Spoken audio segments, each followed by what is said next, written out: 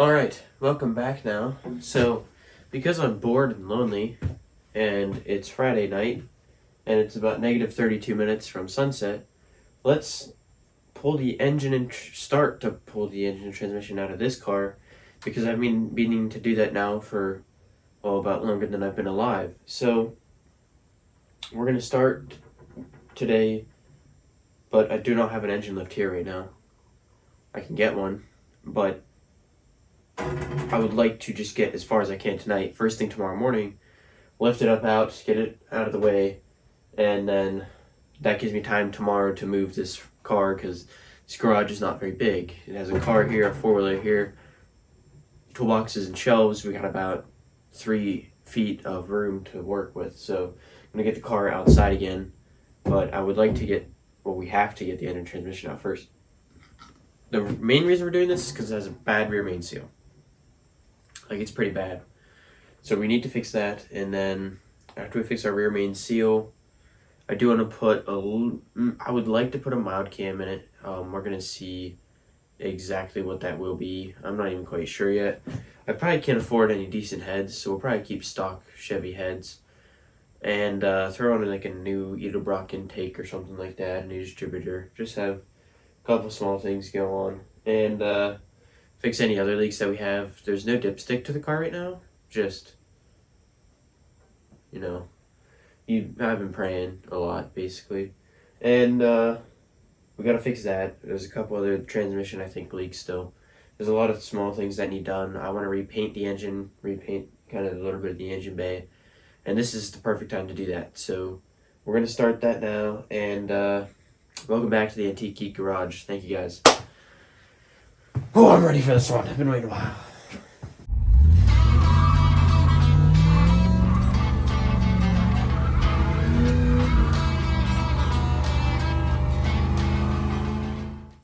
Alright, so the first thing I'm going to do is jack up the car to the best of my ability. I mean, we don't have much room, so I might roll it forward just to tickle so we can. And then I got to take the front up and put ramps underneath the front and then stands underneath the back. We're going to start with the boring stuff. That's going to be most painful, taking the drive shaft off, and then I'll probably leave that transmission cross member for right now. That'll probably be kind of the last thing we do to support the engine. So I'll leave the transmission cross member on, but I got to take that drive shaft off. That'll kind of disconnect transmission from the rest of the car. I will take our shifter cable off the transmission. I'll try to get our lines and cable off, but I might have to lower it a little bit before I do that. So I probably will take the cross member off, take that back. Take the cross member off, we'll lower the transmission, we'll disconnect kind of everything that we need to disconnect from that. And then we can focus primarily on the engine and just leave one of my jacks underneath there to keep the transmission supported until we get it out completely. So I'm going to do my best to kind of start with that. And I'm going to probably try to move this four-wheeler out of here first to give me the most amount of room because it's tight. It's tight, so... Anyways, let's dig right into this. I'm going to see if I can get this four-wheeler moved out of here first. There's a vending machine in front of this place, so I need to see if I can use that door to get it out. I don't know. I'm rambling. Let's get started. Alright, usually I like to just be adventurous. Just jab it under there. You'll hit something eventually. Or you can hit the cross member. It don't really hit whatever you want. Make sure you shove your cell phone or something underneath the back wheel just for precautions.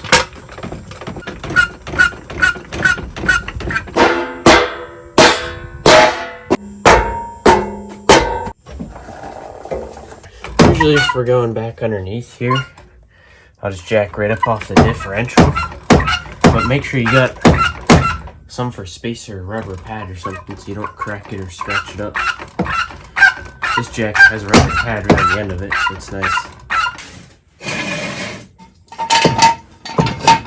Got it jacked up now. Don't forget to leave your jack under there so they can drag your body out after it's been crushed. I gotta lay down some cardboard and I'll try to squeeze in here to get this drive shaft out, but I don't have a lift, so it's probably gonna be really hard for you guys to see. Let's do it though. Alright, so right now, it's really gonna be slightly hard for you to see, but I'll kind of show you when it's out even. This crankshaft just has caps on it right now. So these caps You take these caps off, the whole drive shaft will slide forward just enough for you to kind of pull it on out. Like I said, the transmission on this car I just put in pretty recently, actually. I've not even put on 1,000 miles, so this should probably come off without being seized.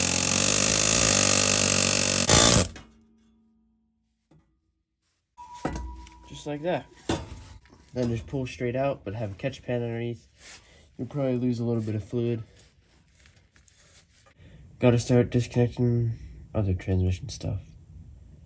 Yay. I just want to lay here. Alright, so I'm back and it's bright again. Laying underneath the car for a long time was making it pretty hard to breathe, so we're going to try to avoid that for the longest amount of time and save it for the last thing we do. So we're going to start up front, getting everything taken away and taken off, and boxes labeled, like everything, because it's going to be a long process. So let me show you what we got to do. Alright, so I already disconnected our main AC line last night, because you're not supposed to do that by yourself. But I disconnected it and then just kind of, that was it. Like, it was the last thing I did. I disconnected it and I walked out of the garage. I mean, with R12 stuff, you really shouldn't breathe it in. But you won't die if you do.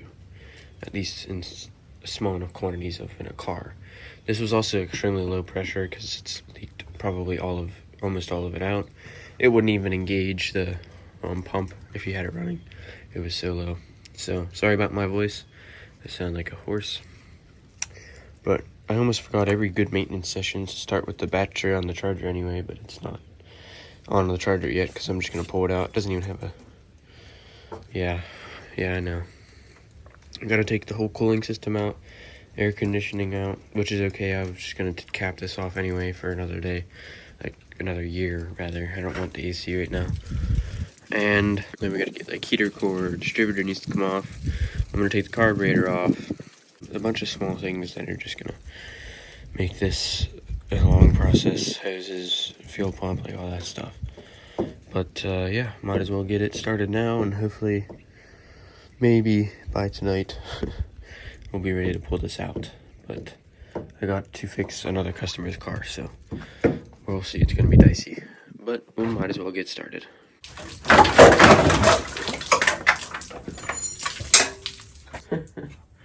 Definitely didn't spill any. That would suck.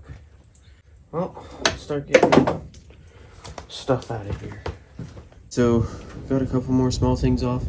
It's gonna be boring. It's just taking off little things, carburetor, and distributor, and a bunch of small things, hoses and whatnot. So, I'm gonna time lapse that, and I'll get you guys when I got all that done.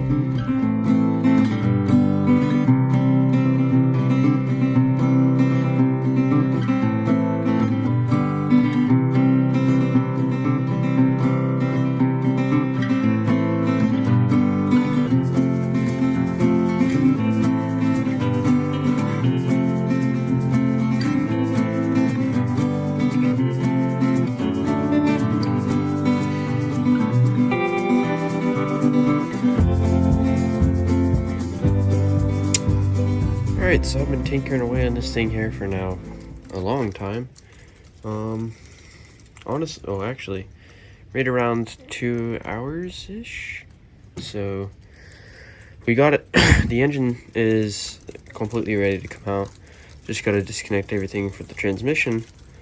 And then, like, we might actually be ready to pull this. And it's 2 o'clock. So I was expecting this to take a lot longer.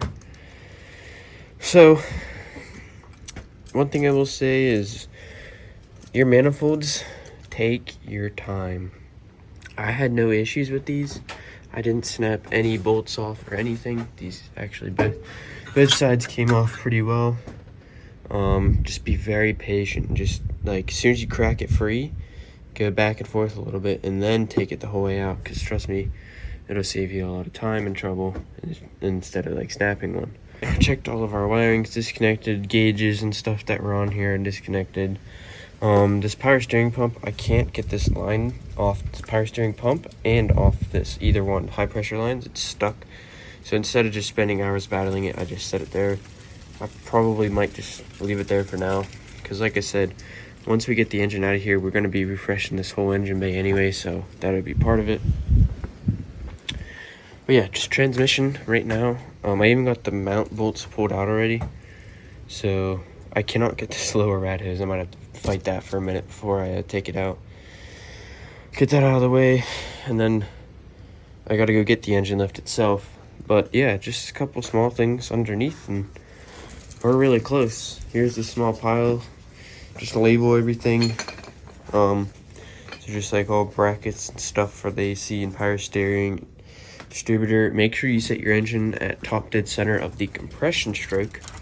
And it's really easy to tell whether you're on the compression stroke or not. Just put your thumb or something over the cylinder 1 spark plug hole and just turn it over by hand, and you'll feel it. Like, you can't miss it. I was really worried about it because, like I said, I don't know if I've said this, I'm a self-taught mechanic. I really just kind of learned everything myself just by messing with stuff for a really long time, and then watching some like YouTube videos. And on these YouTube videos, I learned a lot about, you know, car engines instead of what I previously knew on small gas engines. And finding top dead center, I was told that you could just do that, and I was really worried I wouldn't feel it. But trust me, you will feel it.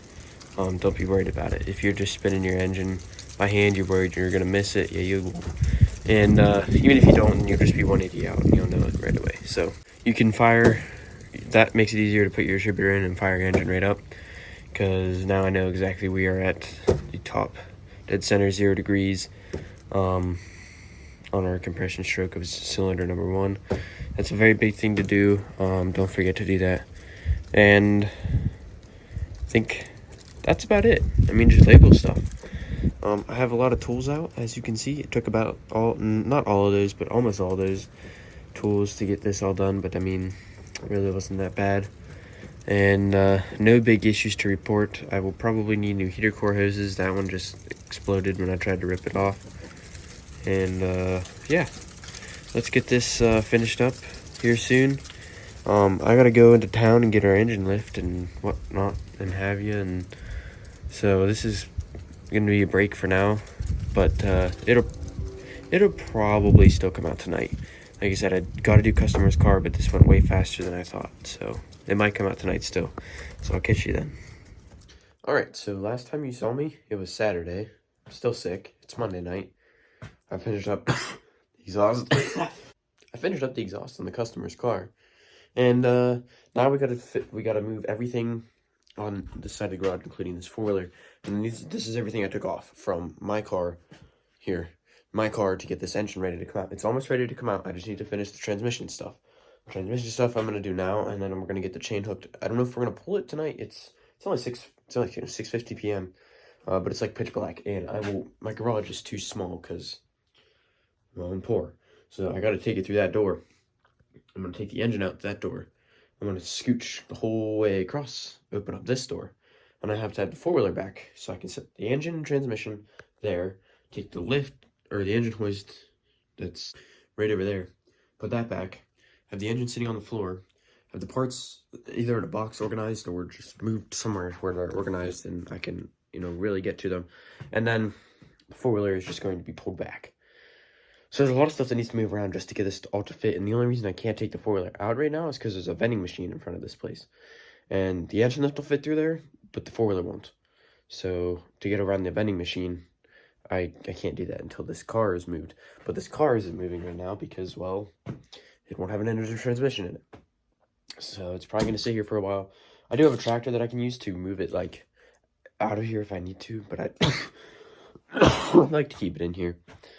Although we just need to get that vending machine moved, and before I didn't get it done, and I probably won't get it done for a little while because it's impossible to do with one person.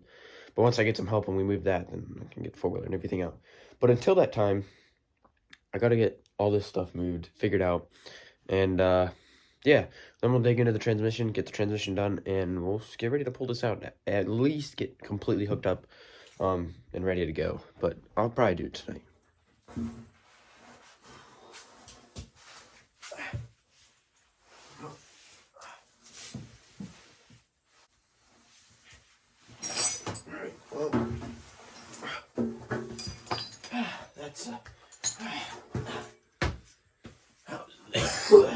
That was easy. Transmission's all done, ready to come off. Cleaning a little bit back. I have a jack underneath of it. Chains jerry rigged up, probably snap off and make everything fall to the ground.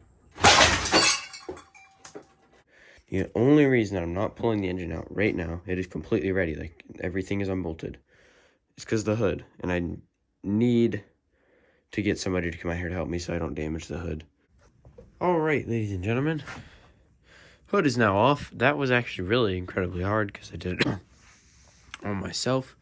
But nevertheless, it is off, and I scratched the front bumper, so I'm really upset about that. But I'm just going to take it off from the bottom of the hinges, and I don't know where I'm going to put it. Hopefully back in that corner. And then once we have the hood off, and then the rest of this stuff can come off, and we can pull the engine out. We'll pull the engine out. We'll set it in this open space right here with the transmission on it. And then we'll unbolt the transmission, leave the transmission lay, pick the engine back up, and then I have an engine stand somewhere. It's not in here actually.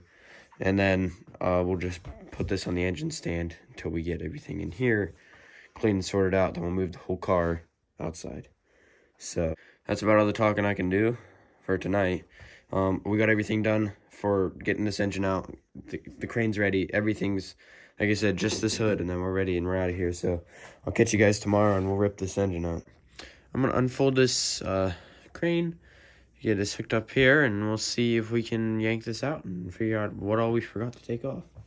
So I'm just going to set the tripod up, and you get to watch this show. This is going to be good. All right, let's try to do this. I have ideas, and I can't talk. So, for the first time in a long time, there's daylight out. We have about an hour and a half of daylight. I took off work today because we are getting this engine out now. Right now, we are at a status where the old bolt that was in the top of the engine, it was a Harbor Freight bolt, it's aluminum, junk, snapped. Hopefully it didn't ruin the threads in the head. If it did, we're buying new heads. Screw it. But anyway, we got it. I want to jack up the back of the engine because it's sitting really far back crooked because that transmission crossmember is down. And whenever that bolt broke, it kind of fell down in just a little bit. It wasn't up that high, but it fell down in a little bit again, and it fell off that jack that I had underneath the transmission to keep it up. So I'm going to jack it up as high as I can possibly go. And then from there, I'm going to use some for bolt and try to bolt onto the back of the engine, kind of like I did up here on the front.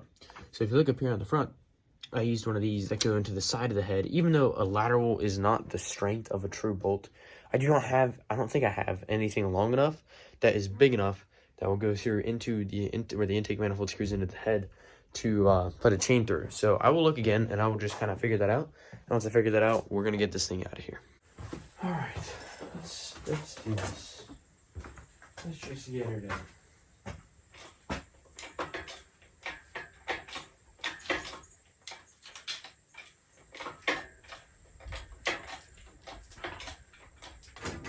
Okay, that's not good.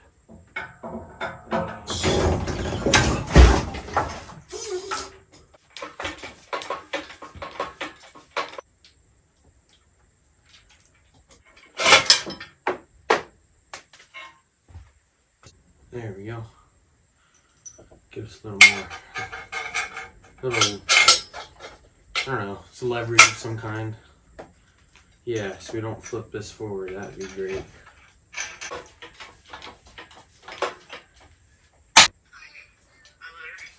Okay.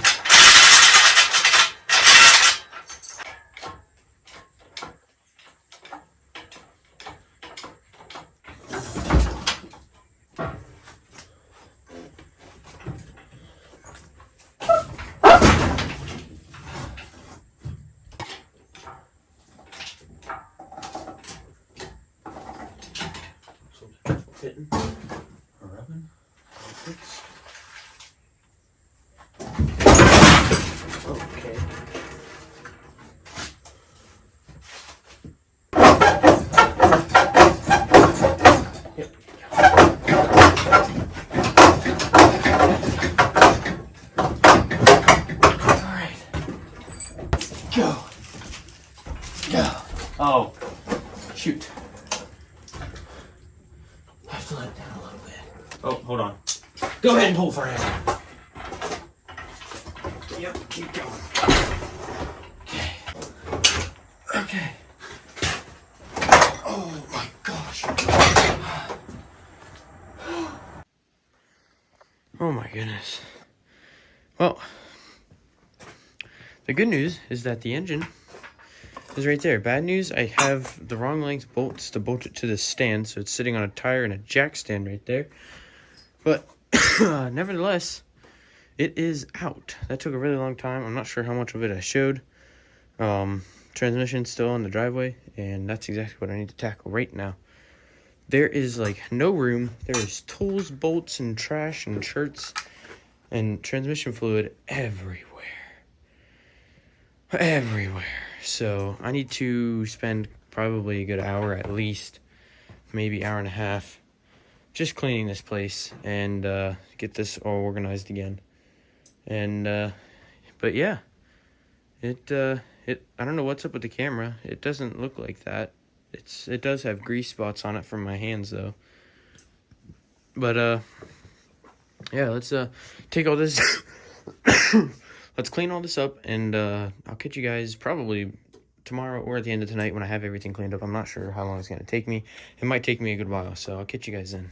All right, I spent a good hour out here. We got the engine crane folded up, the engine, some miscellaneous parts, transmission, motorcycle engine, my car, the hood, about 1.5 feet of walking room, my engine stand, and then everything that came off my car to get the engine out. And a four-wheeler. We are packed in this place. So my hope is to get the vending machine moved that's right now outside of here. And if I get that vending machine moved, and then, well, I can get this four-wheeler out here and give us a little more working room. But until then, we're stuck with this. Alright, so even though we're stuck with the packed garage, I am super pumped and ready to dig into this engine, to fix this rear main seal leak, to put a good cam in it, to paint it, to clean up the whole engine bay in here and repaint it and get rid of the junk wiring that is not needed. This is going to be one of the biggest projects I've taken on, and it starts now. It starts right now. Now, I apologize for any time where it sounds or it feels like I'm going to be not posting about this car. There might be kind of big gaps, and it's only because parts. But anyway, we got everything. I got cut off. Somebody came in. I don't know where I left off, but basically, there's stuff everywhere. I'm ready to dive into this project, and there's going to be delays. Like I said, there's things that happen, but I'm going to put this on the priority list. So I want to get this done because I want to drive my car. I'm 16. I'm in high school. I want to show off my nice blue Camaro, okay? So trust me, I'm not going to hold off if I can. So this is going to be my priority, and I'm going to try to get this set straight. Anyway, that's it. Thank you so much for watching. This is the part 1 of building my dream car while in high school, and we are down and dirty. It is time to make this thing look nice from the engine bay out, and then we'll start tackling the interior a little bit too in any free time. So we're going to do it now. Let's build my dream car, and thank you for watching. This is the Antique Geek Garage, and make sure to share this video to somebody because that would really mean a lot to me. Catch you guys in the next one. Have a good night.